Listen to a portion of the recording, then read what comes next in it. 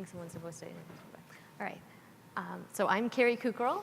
This is panelist Andy Weir, who you must know from the book The Martian. This is Anne Merchant, who is the director of the Science and Entertainment Exchange. Robert Palumbo, who is an executive producer at National Geographic and will be discussing The Space Between Us, as well as the new Mars series. Just Mars. Just Mars. Okay, well, just Mars. And Scott Hubbard, with many titles, including the former Mars czar, who is now the director of the Stanford Center of Excellence for Commercial Space Transportation. All right. Thank you. So we're going to start off and get this part over with. What is the most annoying inaccuracy in a scientific film that bugs you? In any scientific film, anywhere? Yes, any scientific. Boy, that's tough because like some of them are just so silly that at one point you're just like, well, it doesn't even bother me anymore. You know, it's just like people standing outside the spaceship breathing with no problem, you know, stuff like that. I don't know. That's put me on the spot. Do you want me to give you time to think? You go. Okay. This is her whole thing, so so she knows all this backwards. Like. Well, see, now I guess, but the Science Entertainment Exchange has a very specific perspective on this, and so I would say that one of the examples that probably, if you follow Neil deGrasse Tyson on Twitter, you will know that he had a problem in the movie Gravity, where Sandra Bullock's tear very nicely obeyed the law of gravity by wafting away in space, while her hair stayed perfectly coiffed. Now, this is not an inaccuracy that I have a problem with, that her hair did not obey gravity, because, let's face it, Sandra Bullock is a movie star. So her hair is going to be perfectly coiffed. I think that what I would say, Keri, in response to that is that there are times where inaccuracies, it's not really a problem for us. The movie has to be entertaining. The movie has to be fun. You've got to be able to go and kind of get into the spirit of things. It is a movie after all. These are not documentaries. Where we do have a problem with inaccuracy, where it does harm to the fundamental process of science, where there's something about human health. If you're going to depict something where people have a real misunderstanding that could harm them, you don't want to be showing something about vaccines that says that vaccines are, that you shouldn't get vaccinated for things. That, I think, is not really, we don't pick at these kinds of inaccuracies too much. Did that give you enough time to think, Andy? Yeah.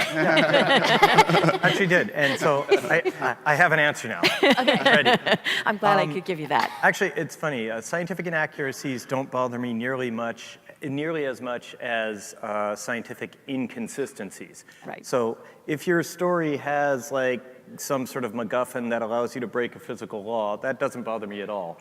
But if it's not consistent in the way it breaks the physical law, then it bothers me. So like, for instance, in like Star Trek, okay, so they have a warp drive. They can go many times the speed of light. All right, I'm comfortable with that, no problem. But then there was one episode where they had to get from Earth to Mercury, and it took them like hours. And I'm like, wait a minute. Right. Mercury is something like, 3 light seconds away, or no, 3 light minutes away, or something like that. And I'm like, come on. Yeah. Or, stuff like that. Or, Back to the Future, too, where every other time somebody travels, every time you travel in time, you go back in time, you come forward in time, the changes you made affected the stuff. But in Back to the Future 2, when Biff uses the DeLorean to go back in time and make young Biff rich, he comes back into the same 2015 that he'd left. He should have gone to some alternate 2015. Doc and Marty should have been stranded in that one, and that should have been that. Right. It needs to be consistent and plausible. Inaccurate fun is not fun. Right. Yeah. I would say for my series, which is called Mars on National Geographic, we have a very odd challenge in terms of this question, because we're combining documentary and scripted, and we're going back and forth between the two. I mean, the scripted part of the series is essentially taking place in the future, starting in 2033, with the first mission to Mars, and then we're sort of shuttling back to the present day, speaking to what we're calling big thinkers who are experts of the present day, talking about what may happen when we go to Mars. And it's created a big challenge for the S&P department at National Geographic. Of course, National Geographic is known for its accuracy, particularly in the field of exploration and science, and so it's been very difficult for them to vet both sides and to kind of be on the same plane. This is what's happening now, this is clearly documentary, and then we're fantasizing about what could happen in the future, and it's been quite a challenge that's been a process for sure. Mm-hmm. Yeah. Well, I was going to say the most annoying thing was Bruce Willis saving the planet. Riding the shuttle to get rid of an asteroid with a nuclear weapon. But I do want to say that I'm not Richard Lewis. We'll talk about The Space Between Us, the movie that he is the producer of, a little bit later. My role has been to serve as the space exploration consultant, technical advisor of the movie. And one thing that I have really learned is to distinguish between storytelling and absolute exquisite scientific accuracy. I have many colleagues in the scientific community who, if they see something that's even the slightest wrong, right. I won't mention anybody like Neil deGrasse Tyson, they are very upset. But as Andy said, if you say, okay, we're going to have warp drive, or I've got a special laptop that allows me to communicate instantaneously with Earth, forget Einstein, and do it consistently, that's fine. Because then you're in the willing suspension of disbelief, and you're the movie I was advising on. It's a story about the first child born on Mars and what it means perhaps to be the first Martian. And that's a people story. And that title is taken by my fictional character. So I think it's a very interesting experience to be part of the Hollywood creative process and understand the storytelling aspect and what you need to do to work or make the scientific accuracy something that is acceptable to the audience. Ooh, one more nitpick. Okay. So Superman, right? You can take all of his powers and everything, and you just accept that as part of the conceit, the suspension of disbelief. Fine, he can fly, he can do all this, let's not worry about the reactionless flight he does, whatever, no problem. But at one point, he just pushes the moon into a position to eclipse Earth. And I'm like, okay, I can accept that he has the strength to do that and everything like that. But if you just push on a spot on the moon, you're just going to put a hole through the moon. You're not going to push the moon. This fills me with rage. We can help you with that. Well, with therapy and time, I will get over it, but yeah. Okay, so I think we may know the answer to this for the Martian, but what in terms of Mars science in particular, and for the exchange space science, what have you gone to excruciating detail to get right? Starting with me? Yes. Oh, well, I went way down the rabbit hole on the Martian, did way more work than anybody sane would have done. I think the biggest thing that the thing I put the most work into was I actually calculated all the orbital trajectories that the Hermes takes during the course of the Martian, including their course corrections and all that stuff. I said, like, okay, they have this kind of drive, they get this acceleration. It's a constantly accelerating spacecraft instead of point accelerations, which makes the math so complicated that I had to abandon it and go with simulation. But I'm a computer programmer, so I wrote software to simulate the orbital trajectories, and I even made like a program that let me change the angle of the ship at certain times and try to figure out how to get it from Earth to Mars. Worked all that out, which required me to choose a launch window, which is why I now, I can tell you the exact date and minute that every event in the book takes place, because I had to. But that was cool because that let me get, the communication latencies are accurate for whatever date the events are happening on, for where Earth and Mars will be and stuff like that. But that was probably a little bit further than anybody needed to go. Like, it all came down to, I spent weeks and weeks working on this just to ultimately say, it took us 124 days to get to Mars. That's the only place it shows up in the book. You had a depth of understanding that was awesome. I can back that up. And there was a guy at JPL, his name is Kenny Ray, who back calculated the launch date and the events and the dates of the events in the book based solely from information in the book. But you know, Andy, we could feel that in the book. Yeah. We totally could feel all that. Maybe it only was a sentence, but we could feel it coming through. Excellent. How about any examples from the exchange that you can recall? Yeah, I mean, I think that on Iron Man 2, I know that we were asked the question, so what would Tony Stark be, and I know this is not space-based, but Tony Stark could go to space in his suit if he wanted to. What would he do? What would he build in his basement with his powers, with his abilities? And they spent a lot of time, our science consultants thought, well, if you were Tony Stark, you'd probably build a particle accelerator in your basement. That's what you would do. And so they really spent a lot of time figuring out how you would do that, what tools he would need, what his basement would have to look like, because it probably wouldn't to be able to build that particle accelerator. Yeah, the dead bodies would get in the way. Yeah, it'd be a lot in the wine. It would be my wine. I'd have to yours is a little different than mine. So, okay. Yeah, definitely different from yours. And so they spent a lot of time actually thinking about that. And in Iron Man 2, that's what he does. So it's really interesting. Writers in particular, and I'm sure that you can relate to this, and you obviously too, that they really want to get down into the details. On Watchmen, the production designer had asked us, I don't want to just know what I need to put in the space that the camera is going to look at. I want to know what has to be. This was Alex McDowell, who has done a lot of big space-based movies. He worked on Minority Report. He's worked on a lot of science fiction stuff. He said, I want to know what's down the hall, around the corner, in the locked room as well, because I want to know what my characters are doing when they're not on camera. And so a lot of people, a lot of storytellers involved are very much down into those excruciating details that you reference to be able, as you say, the stuff that maybe makes it on the page is that one sentence, but all that you've gone into to get to that one shot is really important to them. And so I see that you've put that up on there. And this was actually a lead-in to you because this is, I don't know if it's clear that the Science Entertainment Exchange is a program of the National Academy of Sciences.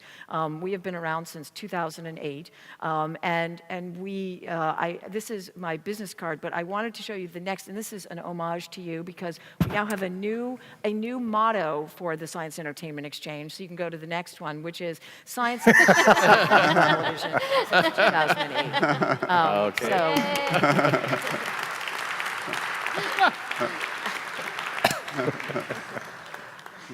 That's great. I mean, for us, you know, we started off the process of writing the script, you know, clearly trying to bring as much accuracy as possible.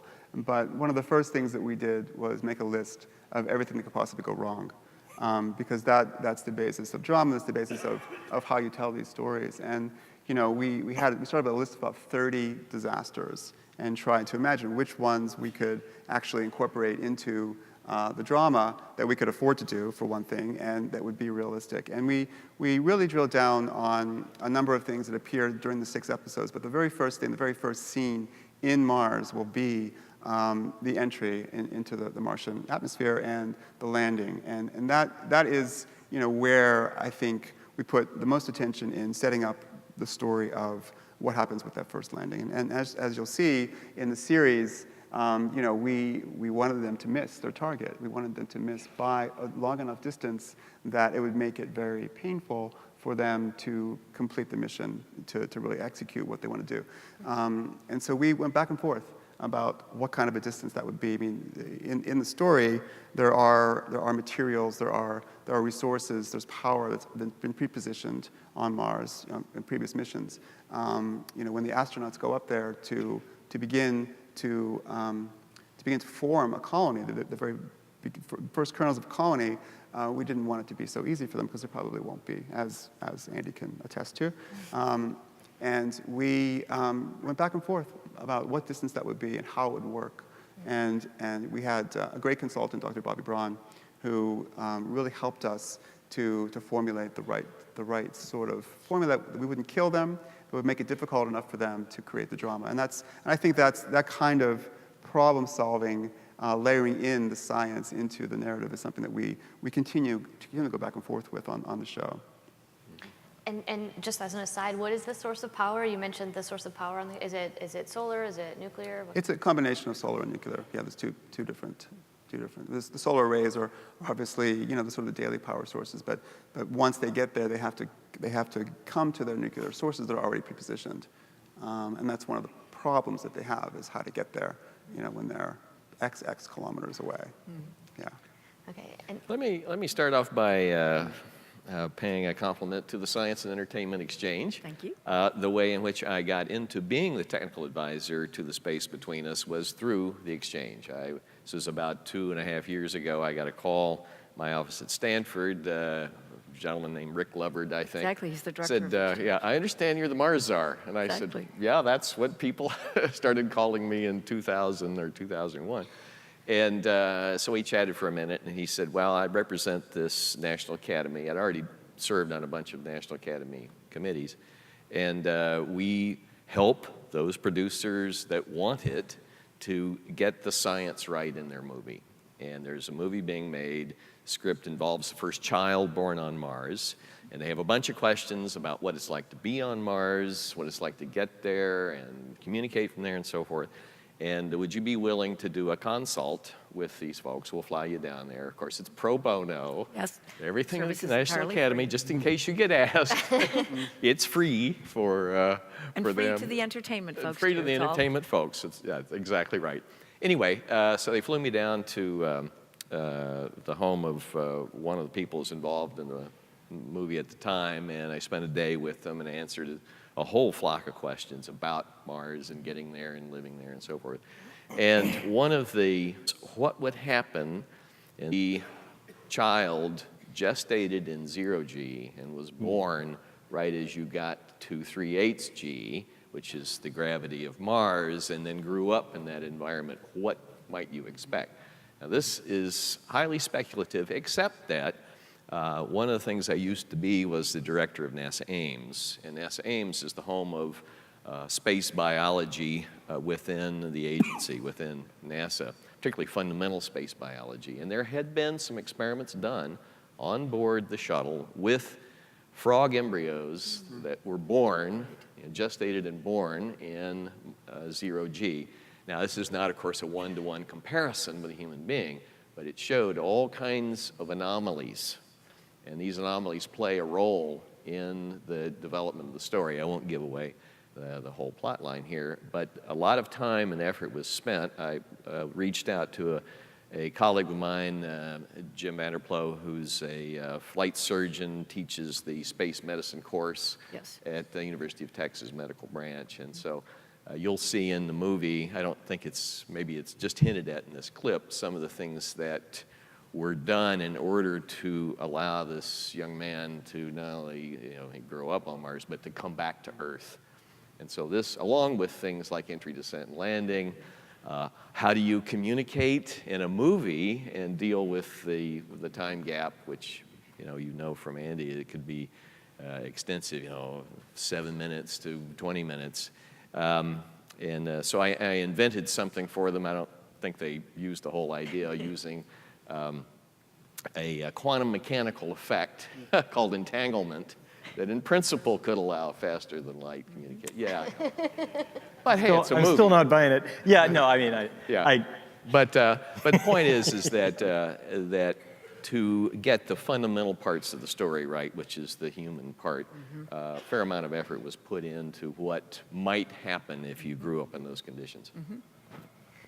Okay, great. So, we're here at the Human to Mars Summit, and clearly storytelling is a really major part of really being human in general, and that story is accelerating, it seems, outward. And a lot of discoveries have been made recently with, water on Mars, and we've been landing a few rockets on barges and things like that. How much has that accelerated the storytelling of Mars, and in what way? Yeah, I can speak to that. I think I mean, for us, we did shoot with SpaceX. The landing is part of our series, intertwined with the fictional side of it. And we feel like, for us, the present day in the storytelling in Mars is the future. It's what the goal is to get to Mars. We're looking at the mission to Mars in 2033 and beyond, and yet we're flashing back to the present day. And there are so many people who have such passion now. And there's so much energy being generated towards the missions to Mars that Ron Howard and Brian Grazer, who are the executive producers of the show, really wanted to be sure that we were not just doing a movie, a series that's taking place in the future, but really showing that the passion, going back to the history of Apollo and layering in kind of how we got to where we are now. And it's been very important to us to show that it's going to succeed. We're there in the present day of the series, and what's happening now and what's happened in the space program to date has been really setting the stage for that. And we really feel like that zeitgeist is all coming together. I mean, partially due to, The Martian definitely has created this huge groundswell of interest in Mars and support, but there are many other factors involved as well. Certainly Elon Musk, who's one of our interviewees in the show, has been someone who has been really beating the drum, and he's great in the series, and he is, sort of almost a poster child for this kind of energy towards going to Mars. Yeah, there's been a remarkable convergence of a whole bunch of factors, and at my wrap-up talk at the end of the day, I'll go into this in greater detail, but you look at the last 15 years worth of discoveries at Mars, including the apparent presence of briny water on the surface. And when I started in this whole endeavor, I got interested in it when I was 9 or 10 years old. Nobody would say Mars had anything other than maybe, if it had water, it was 2 billion years ago. And we've knocked off 9 zeros. That's pretty remarkable over the last 15 years. And so we have the scientific discoveries, we have the emergence of public interest through The Martian and other things, National Geographic, the movie that I've been working on. We have at least proof of principle study that says, hey, we could probably get there with NASA's current budget if we had the political will to do so. So I think we're in quite a remarkable time. And if we can continue as a community to build this consensus, I think we'll see people on Mars. I'll be 85 in my lifetime, and that's a remarkable chain of events. But I don't think you can understate the value of the entertainment media to generate this kind of excitement. I think that people in this room and people on this stage are very aware of the news stories and pay attention to what's happening in the community. I think that that's not true necessarily of a large majority of people, that they don't know that. I can tell you that my sister has no idea that there was evidence of water found on Mars. There are a lot of people that pay no attention to this, but they do go to the movies and they do watch television. And so something like The Martian or something like the television show that you're working on, these are the kinds of things that generate that sort of excitement that then flow, I don't know whether you'd want to call it uphill or downhill, to our political leaders or to the leadership that can make these kinds of things happen. So the entertainment media is incredibly important in generating this kind of excitement. How about for you, for future work or impact on The Martian? What are these new discoveries? Oh, yeah, just like since The Martian, so I finished writing The Martian in 2012, and since then all these jerks have found things that have just invalidated big chunks of it. My hero, Mark Watney, goes through these extreme measures to turn rocket fuel into water, basically. He needs to, reduce hydrazine to liberate the hydrogen, collect CO2 from the Martian atmosphere, run it through the oxygenator to get extra oxygen, mix the hydrogen and oxygen to make water, and it gets a little bit explodey, things don't exactly work out. Turns out all he needed to do was bring dirt in from outside and heat it up. Because at the time that I wrote all this before Curiosity had ever landed on Mars, and Curiosity goes like, hey, look, there's a crap ton of water in it. The other thing is just the rate at which technology is being developed is faster than I predicted. I have all these things where he's got very, very limited CO2 scrubbing capability for his EVA suit. He's got the oxygenator in the hab, that'll run forever. But to pull CO2 out of his EVA suit, he needs these canisters that are expended and used up. They already now, NASA, the current PLIS, which is Portable Life Support System, that's the backpack part of a spacesuit. The PLISs that they're working on right now can do it through a membrane system and separate out the CO2 indefinitely without using any chemical, without expending anything. So it's in the book is already out of date. So it's pretty cool, though. I mean, I love to see that, you know, the real world outrunning my imaginary tech. It's Cool. Good. Okay, about the magnetosphere. Let's talk about the magnetosphere. So there's all this different Mars media, you know, over the decades of how traveling and maybe living on Mars might be depicted. But we know, you know, some information about the magnetosphere and how the retention of the atmosphere there. What will it be like when people colonize? Are they going to be living in the lava tubes? Like, how are they going to breathe? What's the story?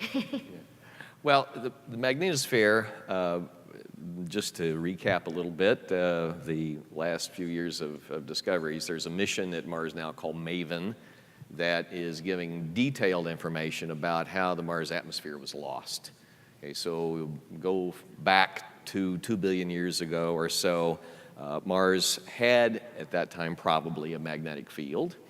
It probably had a reasonably thick atmosphere 2 billion years or before.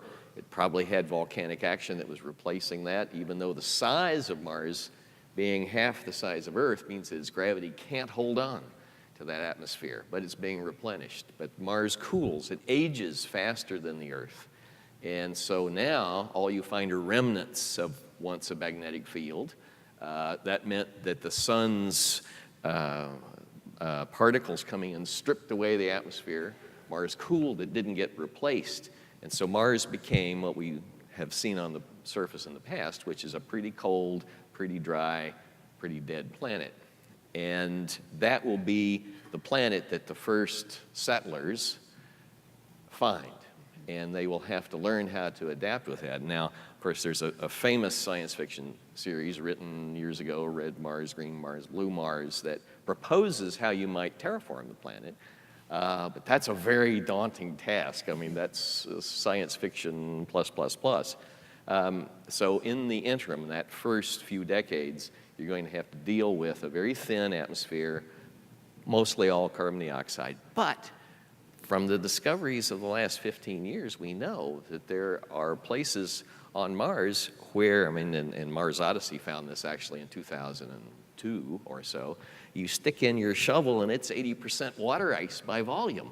I mean, talk about living off the land. This is a huge advantage. So there are things we didn't know about settling on Mars, using the resources, but it will be a tough environment in the first 10, 20, 30 years. Yeah, I mean, in Mars, we really, in the 6 episodes, we're really covering only the span of 4 years. It's that first mission. And the goal really is to establish the colony in the lava tube, to find the right lava tube to establish that first colony, and from there to be able to expand and do other things. And you know, we filmed with the High Seas project in Hawaii, which is actually it's an experiment about largely about sort of living in a community apart from the rest of the world. It really is about the stresses and strains upon living that way, but it's also about lava tubes and about exploring them and figuring out how to create an environment in a lava tube. How large is a lava tube? You know, we really dug in deeply about what kind of community, what kind of a small city, a McMurdo-like city, can be established within that lava tube. And that's the direction that we went in, thinking that you know, what you're talking about, terraforming is happening so far down the line, and being able to create other ways of living. But as you say, the first 10 years is going to be probably lava tube if we can really find that, for sure. Let me, if I can, work in a plug. You know, being from Stanford, I have to mention there are 2 graduates of the Stanford Documentary Film School. I didn't know it existed until recently. two recent Masters of Fine Arts out there, and they are working with the High Seas Project to do a documentary on what it's like to give up months and months of your life to simulate being on Mars. So I think, there's a long list of Mars-related things that are just amazing. No, exactly. And we, part of our goal has been to explore several of them, including McMurdo. We were down in McMurdo. McMurdo, it's a colony the size of McMurdo and sort of the character of McMurdo, being this outpost that is in such a harsh environment, is something that we look at as a parallel to the first Mars mission. We like it. It's very different than what a settlement on Mars will look like in many ways, but certainly McMurdo and High Seas are two of the things we focus on in the series as things are happening now that really will be echoed in the first missions. Terrific. Yeah, for sure. Magnetosphere? I have no comment on the Magnetosphere. She chooses not to Andy, comment. would you I like to choose not to comment on the comment. Magnetosphere? Yeah, well, one thing that, it's implied but not explicitly stated. Yes, the magnetosphere or lack thereof caused a lot of problems for Mars's atmosphere. If you ever terraformed it, it might cause continuing problems to maintain the atmosphere. But the biggest problem is that the lack of a magnetic field means that you're not being protected from the radiation. On Earth, our magnetic field plus our comparatively thick atmosphere protects us from both solar radiation and GCRs, which are the very badly named galactic cosmic rays, because they're not cosmic rays, they're particles moving very fast, but they didn't know that when they named them. And so we're fine down here. We get a very low dosage of radiation from the outside universe, but on Mars you get a much, much higher dose, and that would be a constant challenge for any future colonists. One thing I've learned, having read all the things that people send me after I wrote The Martian, was that there is really nothing more powerful than a science dork who has nothing better to do. And so somebody sent me an actual scientific published paper that they wrote about the would have received on Mars, and also the radiation dosage that the rest of the crew of Hermes would have received. And actually, the crew of Hermes would have received a much worse dosage, because Mark spent most of his time on Mars, which means he had the planet of Mars blocking half of the radiation, anything that would have come up from that direction. And he concluded that Mark has about I think it worked out to be about a 1.2% chance of dying earlier than he should. From cancer or from radiation-related issues. Just like he's a little bit more likely to get cancer. The worst off was poor Beth Johansen aboard Hermes, because for reasons they don't fully understand, radiation affects women worse than it affects men. Women have a higher chance of getting cancer from the same dosage of radiation than men. And the younger you are when you're affected by radiation, the more likely it is to eventually give you cancer. If you're 70 years old and you get a good blast of radiation, odds are you're going to die of old age before the radiation problems can cause problems. But Beth Johansen is the youngest woman on, but the interesting thing is, when I wrote the book, I knew I was hand-waving around the radiation issue. I said oh, there's this material, everything, it's all taken care of. But I didn't realize that it actually was, the actual radiation risk is really not as bad as I had thought. Something that, again, we'll come back to later in the day. I was surprised a year and a half ago. I was on the NASA Advisory Council at the time, and the Chief Medical Officer, Rich Williams, gave a presentation in which he said there are now no known mission showstoppers for humans to Mars. And for decades have been hearing about the effect of radiation, along with the zero gravity, which they've largely addressed through countermeasures. And what NASA has done is to move the bar. They've been saying in the past for near-Earth missions, you had to have an accumulated, that's why typically you don't have more than 4 shuttle missions, accumulated life dose that increases your mortality by 3% or so. They've now moved that bar up to 5, 6, 7% for interplanetary missions. They figure we got a lot of astronauts. And when I've given talks to the astronaut office and I said, so they moved the bar, who wants to go to Mars? Yeah. It's 100%. So, Yeah. 5% versus stepping on the red planet. I mean, come on. They'll take that risk. They will. How much is the data from the Kelly brother experiments in space affecting your series? We did work with Kelly in the series, and we haven't really been able to process much of the data yet about that. I mean, we know a few things, but certainly the ISS was a part of our sort of the algorithm of what's happening now in preparing for Mars. For us, it was more about the duration of time his year in space was really kind of what we focused on, and hopefully we'll have some data to work into it by the time we finish editing the show, but we're still working on that. But obviously we're extremely curious about what they find, yeah. So a final question here before we move on to this next video portion is, we've spent some time talking about how important it is to get the science right and the accuracy of the information. If you were in space, what would fill you with awe, and what inspires you about it? Well, I personally would be completely terrified and want to go home. I write about brave people. I'm not one of them. And so, like, people often ask me, hey, would you go into space if NASA was willing to send you? I'd be, no. I'm just not, I don't have the right stuff. I mean, I had to take a bunch of pills just to get on the plane to come here. So I guess the feeling of awe would be kind of overwhelmed by the feelings of terror. But, so I'm probably not the right person to ask. Fair enough. Well, I guess I would look at it, is this a movie where you're guaranteed that you're going to be able to get home safely? Can we write that into, is that part of the script? Because then I would be perfectly happy to be awed and be out there. So as long as I knew that part was assured,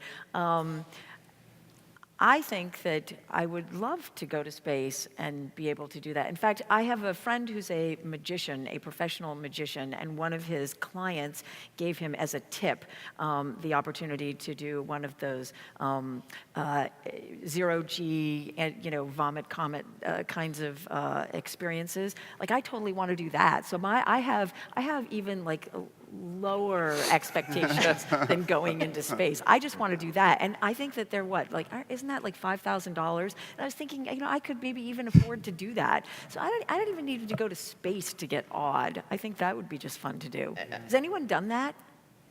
Vomit comet? Vomit comet? Has anyone done I that? haven't done it, yeah. We're willing to come with you.